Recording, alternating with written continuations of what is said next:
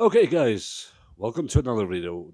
What's happening today here is we're going to build a solar charger for either a phone or a tablet or any low voltage device.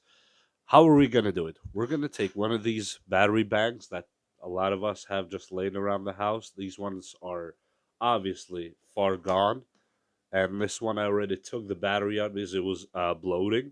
It's one of those aviator that I got for free. Actually, I took the battery out, took this part out. We don't need that. Took this faceplate. I'm not sure if we're gonna need either. Cover apart. We put it on the side. We don't need it. What we need is this part here, the controller that has the charger right here, the micro USB charger, and the USB Type A charge out. So, how this is going to be is going to be very easy. The solar, in the other hand, here is just a solar that paid $2 for it, two full dollars for it. And what's going to happen with it? We take the faceplate out. Secondly, we take the screws. It has one, two, three, four, five, six, seven, 8 screws. 8 screws. That's a lot of money right there. Let me take the screws real quick, then we'll come back to the microphone. Okay, screws are out. What is next? Well, next is just to take the plate itself out. As you see, it's a nice, actually, solar that used to be to turn on lights outdoors and all that stuff for Christmas, I guess. But after Christmas, obviously, stuff like this is not going to be that wanted from anybody. So it's cheap and it's for me to be bought for $2. And we take the screw here. We may not need this anymore, this part here, but we put it in the side just in case. Because things always can change. We take the spoke. Anybody want a spoke? Anyway, never mind. I was just joking right there. Well, after you have opened the piece here, the device or the solar panel, first thing, obviously, in this line of action, if you don't want to cause any damage to it, it's to remove the batteries. Batteries are very important to be removed at this stage before you go ahead and do anything else. And yes, those batteries are supposed to be a 1800 milliamp hour, 18650, but I down the line might just switch them for some batteries that I have here on the side. They're Samsung. They're kind of the same thing.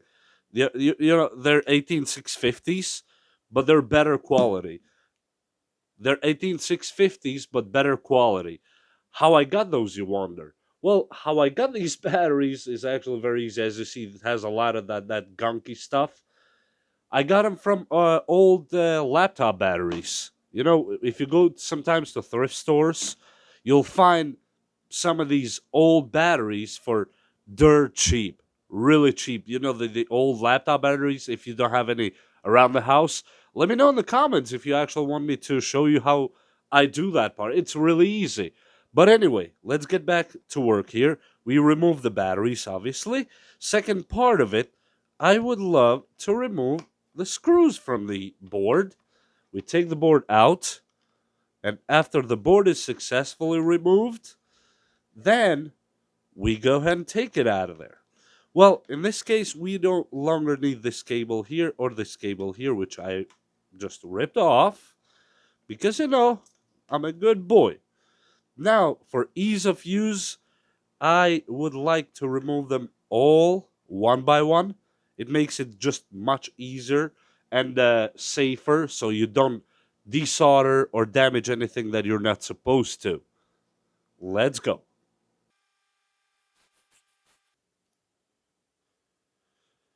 As you see, after a million efforts here, the board is out. So with this board, we don't really have anything else to do unless you want to save it for any other project you might have. I myself don't have any use for it. So next thing to do here is to realize a diagram. So like in every other project, you have a plan. So how is our plan going to work? We take out what we don't need, which is obvious at this point. We don't need this cable. anymore. We put it on the side. We need this logic board or control board right here. This little board right here, this controller. I already tested it, that it actually works and functions as a board. So now we'll go ahead with the installation. In my case, I'm going to go with a different route. I'm going to connect the solar panel directly to a USB or micro USB that will actually charge my batteries via micro USB. Here we go. I stripped the cables as well. I'm not sure if you can see them. So now these two cables right here will go to the solar in this case. And this will come back to charge the board from right here. As you see, the micro USB. And the batteries that we took out earlier will be connected on the back of this board where the other battery used to be. Do you see now the diagram here? I will try to put a diagram probably on the screen right around here so you have it a little bit more clear. So, for you that are worried about, oh, but aren't those two batteries going to create a problem because they're both 3.7 volts each, and you're talking about over 6 volts and almost 7 volts of current? No, we don't have over 7 volts because those two batteries are connected in parallel. So we will have double the amount of amperage, but not double the voltage. So we'll be safe, and the board will not burn or overheat. In this case, at least I hope. So now let's get with the building of what we just spoke about. First thing I would like to do here, strip these wires out. I would like to take that out. I usually don't do it this way, just to let you know. But for ease of use, I will do it. So I will take one of the batteries out, the battery holders. That what I mean. You take this out, and I will connect it to the positive side. As you see in here, you will see in two sides where those cables are gonna go. As you see, those are marked BT plus and BT minus. So battery plus, positive, and battery minus, negative. So there's no mistake in it. And as always, I will put the red one, the hot one, on the plus side. I just like to label them my way. And the blue one I will put in the negative side. So let's go ahead, solder those two, and then we'll see you in a minute. Okay, after you're done desoldering and soldering the new ones, here's the end result. It doesn't look the best, but they're both soldered right there. That's the battery inputs. And when we're done with this side, we put it on the side. Now we have to do with the solar.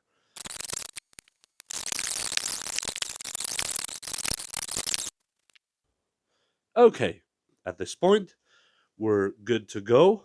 We have to test before we start building any enclosure for it or anything else. What do? We need the batteries, obviously. We put these two right here.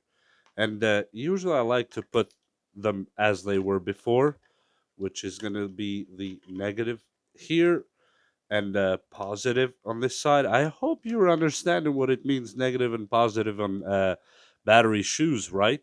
Spring is always negative, flat is always positive, just so we don't mix stuff up, right? One of them, oh, they're not bad. 3.7. Okay. And the other one should be similar or the same. Yeah, 3.7. Okay. So actually the batteries were a surprise. They're good to go. Let's put the batteries back in and see what happens. Explosion or something? That's fine. That's fine. I'm no stranger to explosions, by the way. Let's get this other battery right here. And as we see, the board's lights are on. I'm not sure if you can see that. the little LEDs. Now the light doesn't let you see. Let me turn off the light real quick. Right here. And I hope you can see them right there, the blue LEDs. Let me click it again. Where did you go? Here. The batteries are almost full. So now, all you need to do, put this guy right here on the sun or under light. And you should be good to go. It should be working. And let me bring a device here just to test it. So we try that it really works. And as you predicted, I'm going to try the cheapest phone I have in the house.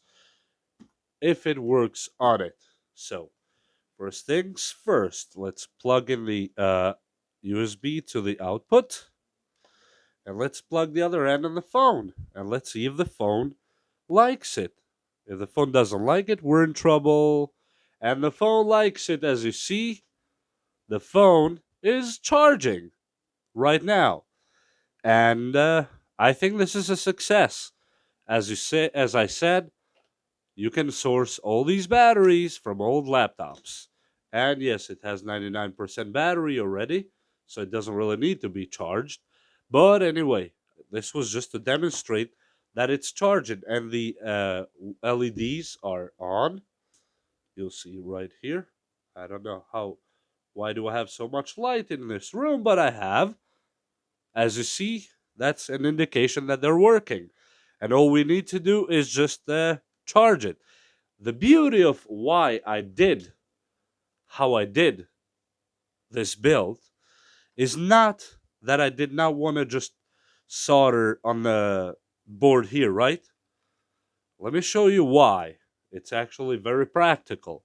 So, just in case, for example, you don't have solar, let's say it's a rainy day, but you still want to use this contraption that we're doing here.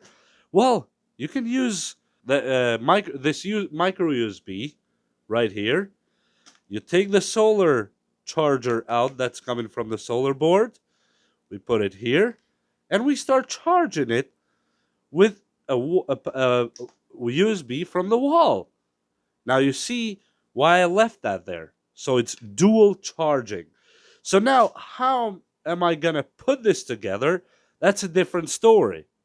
We don't talk about that here in this channel, but we talk only about how we're gonna build it. If you guys like me to make more videos like this one, please let me know in the comments below. And if anything in this video interested you or piqued your interest, just give me a thumbs up, a like, a subscribe, whatever you like, if you wish so. If not, we're still good. Thank you for your time. Thank you for stopping by and watching. We'll see you next time. Bye!